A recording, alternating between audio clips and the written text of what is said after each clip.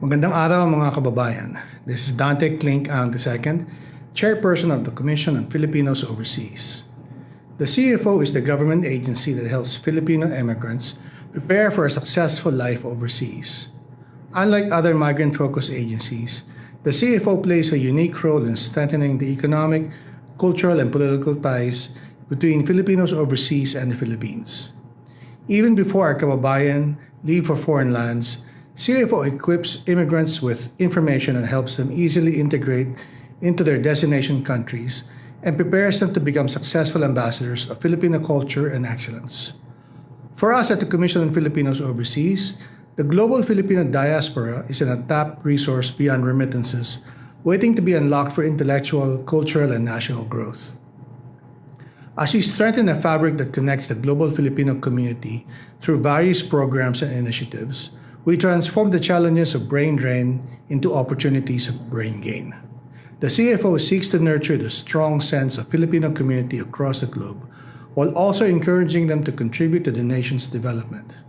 We thank Radyo Pilipinas for giving us this platform to the challenges and triumphs of migration and development. We hope that the global Pinoy will be made aware of the programs and services that empower them toward meaningful migration and pave the way to immigrant success. Tandaan kabayan, para sa inyo ito, mabuhay ang bagong Pilipinas.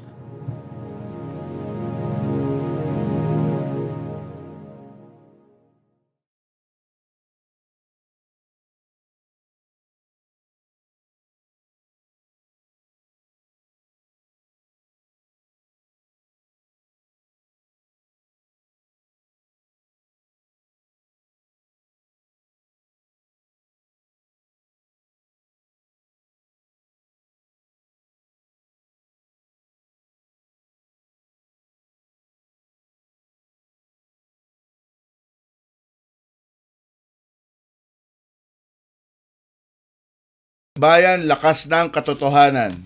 Himpapawid na may layuning paglingkuran ang mamamayan. Sa bawat kwento may diwa ng serbisyo. Sa bawat balita may puso at paninindigan. Ito ang Serbisyong CFO sa Bagong Pilipinas.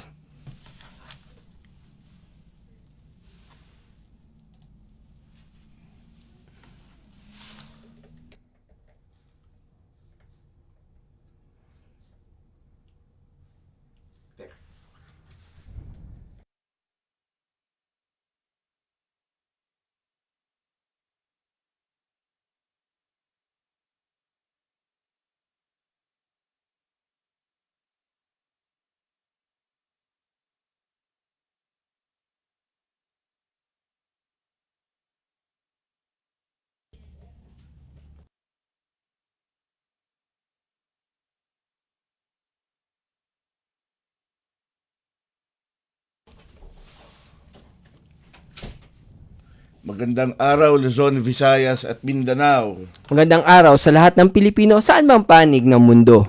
Ito ang tambalang JK Magracia, at Ares Gutierrez. Kayo'y nakikinig sa Serbisyong CFO sa Bagong Pilipinas, handog ng Commission on Filipinos Overseas at ng Radyo Pilipinas World Service. ngayon ay Martes, 11 ng Nobyembre, taong kasulukuyan. Tayo po ay magtungo sa mga balita na may kinalaman sa ating mga overseas Pinoys. Nandito na ang mga mahahalagang balita at anunsyo mula sa Commission on Filipinos Overseas. Balita CFO. Balita CFO. Dito lamang sa Radyo Pilipinas World Service. CFO hosts Phil Australian Beauty Queen. CFO hosts Interagency Committee on Philippine Schools Overseas 86th Regular Meeting. CFO hosts Finnish Ambassador Her Excellency Saja Nurminen. CFO discusses key issues with the DFA. Nandito na ang mga mahahalagang balita at anunsyo mula sa Commission on Filipinos Overseas. Balita CFO. Balita CFO. Dito lamang sa Radyo Pilipinas World Service. The Commission on Filipinos Overseas, led by its chairperson, Secretary Dante Klink ang II, hosted Filipino-Australian beauty queen Janina Louie of the Philippine-Australian Sports and Culture Inc. and the Filipino Communities Council of Australia at the CFO main office in Pasay City. Matters discussed during the courtesy visit were collaboration opportunities with the CFO, particularly through the youth leaders in the diaspora and the Hello Philippines Youth Tour.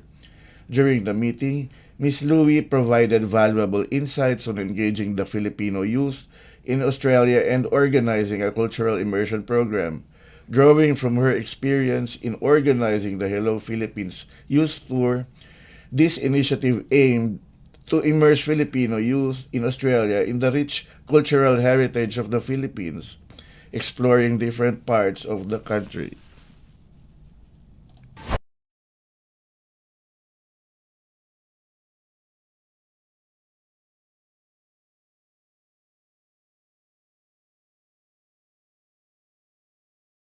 Filipinos Overseas, led by its chairperson, Secretary Dante Clink II, hosted the 89th regular meeting of the Interagency Committee on Philippine Schools Overseas, or IACPSO, held on November 4, 2025 at the CFO main office.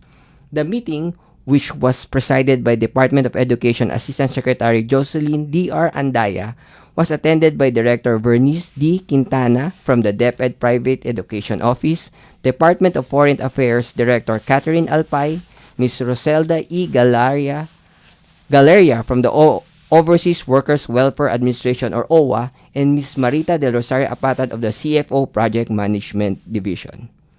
Chief among the matters discussed by the committee is the recent developments on IACPSO Resolution Number 01-2025 and the proposed schedule of ocular inspections of select PSOs. The IACPSO was established in February 1995 and was strengthened on May 5, 2000 through Executive Order 252. It is co-chaired by the DepEd and the Department of Foreign Affairs. Other members of the IACPSO are the Department of Labor and Employment or DOLE, OWA, and the Commission on Filipinos Overseas. Nandito na ang mga mahahalagang balita at anunsyo mula sa Commission on Filipinos Overseas. Balitang CFO. Balitang CFO. Dito lamang sa Radyo Pilipinas World Service.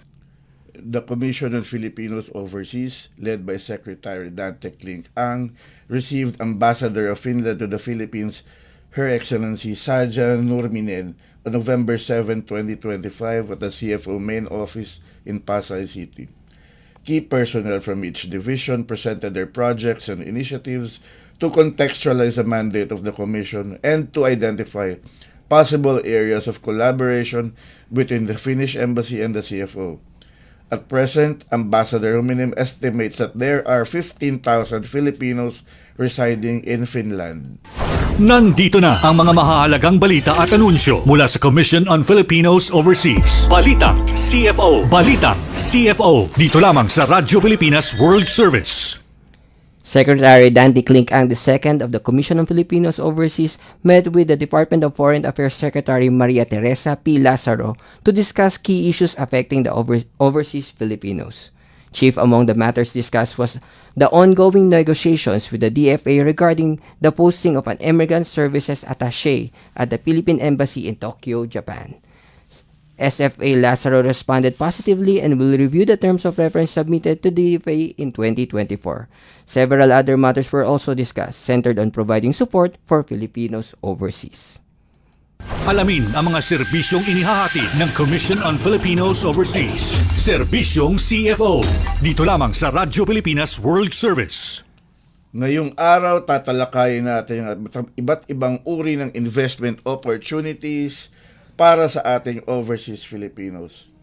Sa ating mga viewers and listeners, iniimbitahan po namin kayo na magpadala ng inyong mga katanungan sa pamamagitan ng pagkomento sa ating Facebook Live at babasahin po natin ito mamaya lamang. Tayo po ay kasalukuyang napapanood sa official Facebook pages ng Radyo Pilipinas World Service at ng Commission on Filipinos Overseas. Upang bigyan tayo ng mas malalim na paliwanag sa mga securities o stocks, kasama po natin live ngayon dito sa studio si Mr. Jed Velarde, Head of Partnership ng COL Financial Group. Magandang umaga, sir. Magandang umaga, Sir Aris. Magandang umaga, Attorney. Yan. Magandang umaga, Sir Jed, at welcome to Serbisyong CFO sa Bagong Pilipinas. Thanks for having me here.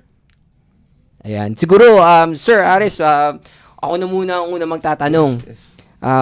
Sir Jed, matagal na tayo nakakapag-usap eh. Ngayon, gusto kong ipakilala kayo sa mga audience natin. Sino po ba kayo at ano pong ginagawa nyo sa COL? Okay, sige. That's a good question. First question. Ako si Jed Villarde, Head of Partnerships nga, katulad ng sabi ko. Ang main task ko really is to come up with collaborations with schools, with government, with companies as well. And what we do actually is to teach them financial literacy and to really establish with them yung tamang process ng pag-i-invest. Kasi yun talagang kailangan ng mga Pinoy and ng society natin in general. And that's really something that we have really invested for young Filipinos, especially dito sa ating lipunan. Pero sir, ang company po ninyo ay basically into securities. Yes. Ang Co Financial, basically, we're a publicly listed company and we're the biggest online stock brokerage firm in the Philippines. So, what we did is we democratize investing. Lalo na pag sinabi mo kasing stock market, nako, para sa mga Pinoy, parang it's too far-reaching eh. So, what we did, we made it simple, understandable, and accessible. O nga, parang yung term na democratized attorney no? Parang na rin revolutionize mo siya eh. Parang ganun, oo. Yes, Kasi yes. di ba ang perception sa investment, lalo na sa securities and stocks, Right. para lang to sa mga matatalino, Correct. yung magagaling. Correct. Kaya medyo generally averse yung simpleng tao sa securities. Pero yun nga yung advocacy nyo, to teach people how to get into the market. At madali lang naman po ba yan? And yes. And what we do, we really invested in education. Yun. We're very heavy in letting people na pasimplihin talaga and make it non-threatening. In fact, part of our advocacy talaga ituro sa mga estudyante. That's why we have a lot of partnerships sa mga major schools dito sa Pilipinas. And even we partnered with CFO to reach also and to teach yung mga PSOs natin sa mga iba-ibang lugar. Bahagi nito is talagang kung maintindihan ng mga kabataan ang konsepto ng tamang investing at maiwasan yung mga scams, malaking bagay na rin ito to really frame yung mind ng ating mga kababayan tungkol sa tamang pagparaan ng pagpapalago ng kanilang mga salapi. Ayun, sir. Tamang-tama kasi serbisyong CFO sa bagong Pilipinas, syempre marami tayong mga nakikinig at nanunood galing sa abroad. Siguro magandang itanong ko na ngayon, kung ikaw ay nasa abroad, Pilipino man o kahit na siguro dual citizen, pwede ka namang bumili ba ng stocks natin dito sa Pilipinas? Kasi syempre ang pinopromote natin is investment sa Pilipinas, no? Pwede po ba 'yon, Sir Jed? Yes, actually, if lalo na sa kumpanya na nire-represent ko, sa organization na nire-represent ko, this is now online investing access eh. So ngayon, because of technology, you can now actually have an account online. And para sa isang nasa ibang bansa, you just need siguro internet access. And really, it has actually simplified. Kailangan mo rin also siguro ng tax identification number. Yes. Malaking bagay din kasi ito. But that's the BIR tax identification. Yes. Oo, dito. Oo. Paano po kung wala naman silang TIN? Kasi nasa abroad sila. Actually, you could actually have it eh. You can actually apply for it also locally. So you have to apply muna. Yes, oo.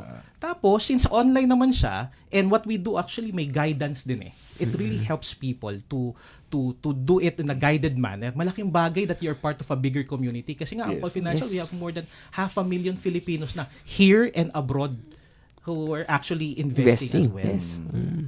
So, nagagawa naman pala at currently ginagawa na. It's a matter of communicating lang din talaga. And siguro yung mas pinapalawak natin yung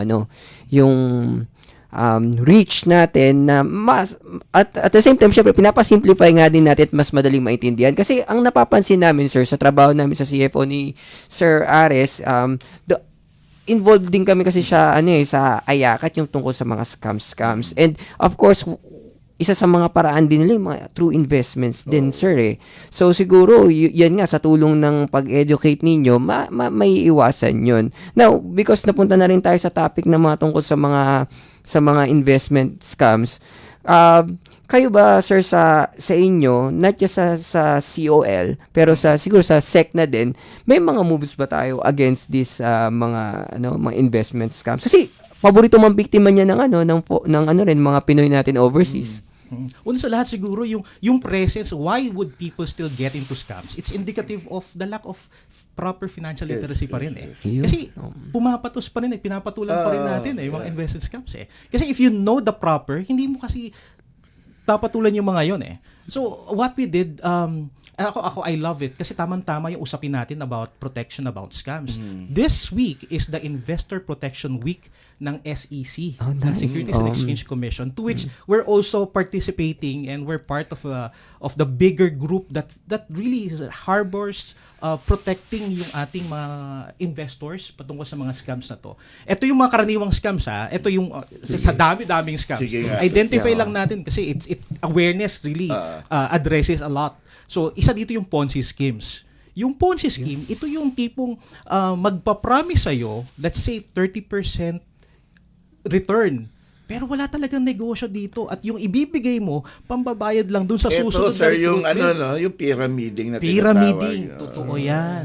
So, bigay ka ng bigay until may natatanggap ka initially hanggang sa mag-collapse kasi it relies on the recruitment ng mga tao. And bakit hindi ka maiengganyo kasi they're promising 30%. Come to think of it, in a month pa, kung alam mo yung proper increases, walang ganun. If it's too good to be true, probably Hindi, it's it's a really scam. too good to be true. It's a scam.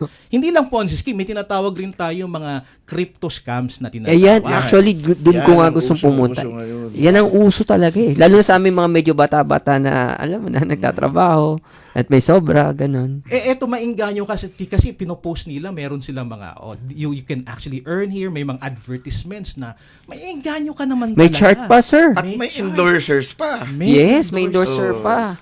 Ngayon, nagtatagong isa sa abroad nga, isang endorser ng ganyan. Pero so, may mga chart, no, kompleto. And they would show na parang nag-perform na maganda yung kanilang And pinopromote. initially, may matatanggap ka. Pero eventually, pag na-hook ka nila, magbibigay ka ng malaki at mag-ghost na yan. Kasi wala kang panghawakan eh. You won't know kasi wala rin naman silang office dito.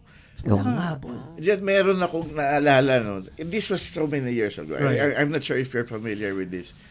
Meron dating kumalat dito sa Pilipinas. This was before the internet period. Okay. Yung Pentagono, alam mo yun? Baka hindi pa ako pinangangalat. Pyramiding din yun eh. Oo. Nagbebenta sila papel. Okay. Tapos may mga pangalan kayo sa likod. Tapos umaangat kayo. Pag benta kayo ng benta ng papel, umaangat yung pangalan mo.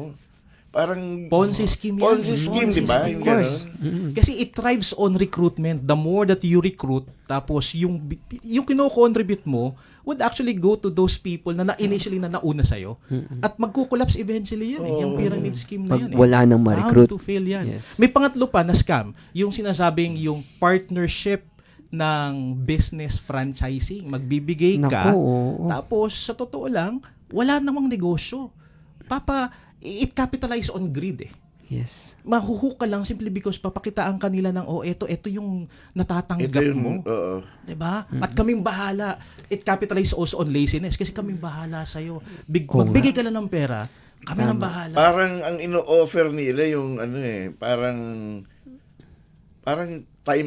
di ba parang may time ownership na part owner ka, ito yung negosyo na itatayo natin 25% sa iyo dito, tapos Yes. parang legit, di ba? Exactly. So, ito yung mga top 3, Pero siguro the next question is, how can we address and how can we prevent falling from such scams? Ito lang paalala ko siguro, 3 C's. Check, confirm, consult. Ayun. Check check mo kung lehitim mo ba ito. Check it through SEC kasi online rin naman And kung may secondary license sila to actually solicit investments kasi maaaring may license yan. Okay? Pero wala silang license for soliciting investments. Tama. So, they have an SEC registration. Kailangan meron din silang lisensya Yes. to get investments. Correct. At hindi basta-basta pwedeng kumuha ng lisensyang yun. You have to confirm the legitimacy also of that company. Kasi ang madalas lang na nadidinig natin na advice is tignan nyo sa SEC kung naka-register. Naka-register. Naka-register. Pero wala Hindi. palang lisensya. Walang lisensya. That's a very nice advice, Sir Jed. Kasi isa sa mga sinasabi nga ng mga ganyan, yung kanina sinample mo na parang mag-invest tayo sa business na ganyan, nakalagay SEC registered kami. Yun ang So parang we're regulated. Binabantayan kami. It's not enough to say you're SEC Yun, registered. napakaganda. So, eto, we're working with SEC. Isa sa talaga, you have to check talaga their secondary license. Bago yan, attorney. Bago yung ano na yan ni Jen. Yes, actually, exploited yung term na SEC license kasi most of the cases kasi unang tinitingnan is yung talaga registration ng SEC. Paano kung ang registration nila ay magbenta ng tangke ng gasol? Ngayon ang binebenta nila sa iyo Totoo stocks yan. na, 'di ba? Totoo yan. Oo, so yun nga So you really have to check. And of course, yun nga sa 3C sister. Yung second C will be confirm also. Confirm kasi meron ba silang legitimate address dito sa Pilipinas? O kaya, kung ano man, yung parang established kasi most of these people, they exist online. Pero paano yung uso ngayon yung ang address mo, yung co-working space? That in itself, kasama rin yun sa pag-check. You have to also double check. Marami ngayong mga checklist na kinakailangan kang... Di ba may mga virtual addresses ngayon na yun ang nadidinig ko lang sa mga Nauuso kasi talaga yan. Yung tipong mabilis ka na lang talaga mag-shift na madaling umalis lalo na pag mga co-working spaces na ganyan. Pero kasama yon, i-confirm mo, and lastly, consult sa experts. When I say consult, yung may tao ka bang pwede mong pagtanungan na lehitimo? You have to check also with those people who would know. Kasi wala naman tayong monopoly of knowledge. Yes. So we have to understand na may mga tao talaga who would really advise you properly. Yung hindi magpapabudol, yun ang hirap Yes. Budol investment is something that talaga kailangan nating iwasan simply because it draws back dun sa lack of knowledge pa talaga natin. So talagang yung like in media information literacy, yung kailangan laging maging mapanuri. Kung sa media ang tinuturo is fact-checking, ito yung 3Cs mo, Jed, ito yung medyo drilled down na fact-checking. Correct. And part nga ng celebration ng Investor Protection Week, mamaya pupunta kami sa SEC. We will be participating and I'll be talking also. 1 week to celebration together with all of the government agencies sa mga eskwelahan. Kasi bakit tinuturo sa mga kabataan? Bahagi talaga ng ng thrust is the earlier you are aware of these things, the better. Kasi hanggang paglaki mo, alam mo kagad. May mga red flags na kagad yan So attune ka na kagad. What could possibly go wrong? Well, Attorney Carlo, ang challenge talaga siguro sa government, sa atin, paano natin tutulungan yung mga overseas Filipinos to fact-check all these things, to confirm yung legitimacy ng mga negosyong ganyan. Kasi kung ikaw ay nasa abroad, ako ay dating OFW, ikaw ay nasa abroad, ang panahon mo nandun lang sa trabaho at magpahinga. Ang pahinga mo pa ay limitado. Wala ka ng time ng maging mas masusing ng ganyan So siguro kailangan may ganyan ding discussion among government agencies on how to help these overseas Filipinos, these OFWs, na maiwasan yung ma-scam ng ganyan.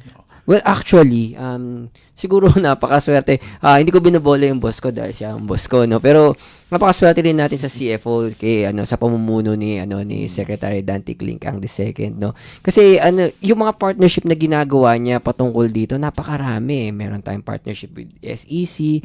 We're working with COL right now. We have this with RCBC, with OF Banks.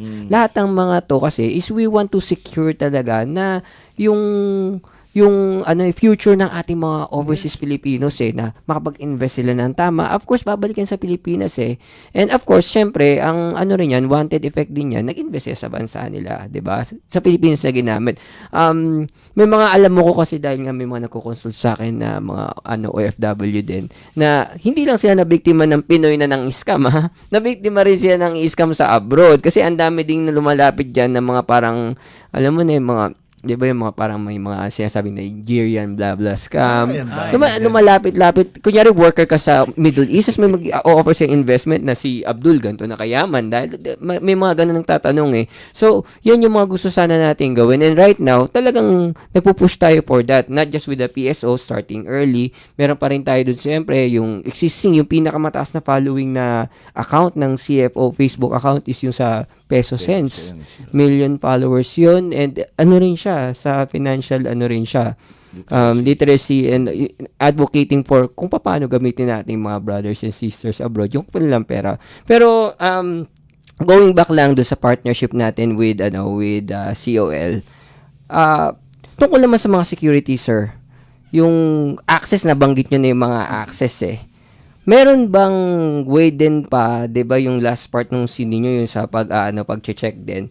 Available naman online yung mga information tungkol diyan, sir? Yes, ang kagandahan kasi ngayon, 'di ba? Because of technology, you can now access it. In our case, just go to www.callfinancial.com. We just don't provide a platform eh. We provide more of as a partnership towards proper investing kasi may guidance.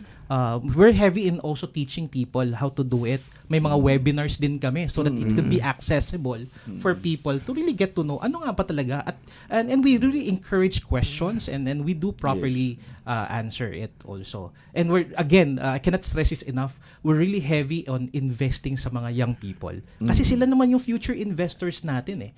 Na lalo na sa mga PSOs rin natin na tumutulong talaga tayo with CFO in that kind of a program. Gusto namin ma-empower yung mga kabataan patungkol dito.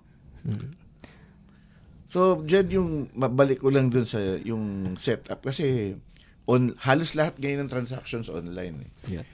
Sa lumang panahon, dati, di ba? Di tawag, Kailangan mo ng kailangan mo ng broker. Correct. So ngayon, sa ganitong setup na online na, ang lumalabas na broker yung platform. COL is a broker. Okay? So what we actually do, we facilitate yung transactions ng buying and selling of shares of stocks. Pero this time, because of technology, mas self-directed siya. Pero you can be guided because of our research na makikita mo, because of our webinars. May and even materials though available. So wala ka ng available. taong kausap. Well, kung gusto mo, meron ka naman, pwede ka naman mag-reach out pa rin. So, but the whole idea here, it becomes more accessible because of this technology. May makakausap ka pa rin naman. Oo. And at the same time, syempre, makikita mo na rin dun eh, may pinaprovide din sila mga charts, mga actually, nag-invest din ako sa COL. And yan talagang unang ko din, pinasok ko through na way para makapag ng securities. Titignan ko nga yan. Kasi recently, ang pinasukan kong investment, yung MP2, pag-ibig. So anyway, ano ang activities ninyo outside this investment week? No? Ano yung regular na ginagawa ninyo? Yan. Yeah. Kasi kami, lalo na yung team ko, we're very heavy on market education. So we have partnerships with UP, Ateneo, Lasal, sa mga eskwelahan. Hindi lang dito, even those in the provinces. Ang kagandahan dito kasi, what we do, lalo na if you're in college or university or even as young as senior high school, ang youngest group that we taught to are grade 5 students. Paano mo mapapasimple at maintindihan ng estudyante yung konsepto ng market, ng konsepto ng stock market, but at the same time, empower them to how to do this properly. And it is so rewarding kasi dumating na sa panahon na we've been doing it over the years na yung mga dati namin estudyante, ngayon kasama na rin namin doing the same advocacy sa mas marami pang mga estudyante all throughout. So that's part of doing it. At sa mga government institution, last week nasa Development Academy of the Philippines ako. So what we do, we get to be invited, and next week we'll be at the DBM, Department of Budget and Management. So all of these government institutions will also reach out to us. We have partnerships with GSIS as well to teach yung mga retirees natin, yung mga DepEd teachers natin na talagang how to actually... Ang dami niyan. Ang dami niyan. How to protect their retirement funds. Really. At paano mag-process talaga. Actually, maganda yung pasukin nyo talaga yung mga retirees kasi ang daming sila binibiktima. nagsasamantala sa retirees. Kuwang-kuwa. Totoo yun. Ako, hindi ako nahihiyang sabihin yung mother ko was victimized by these scammers. Yeah, it's so sad. It's so sad talaga.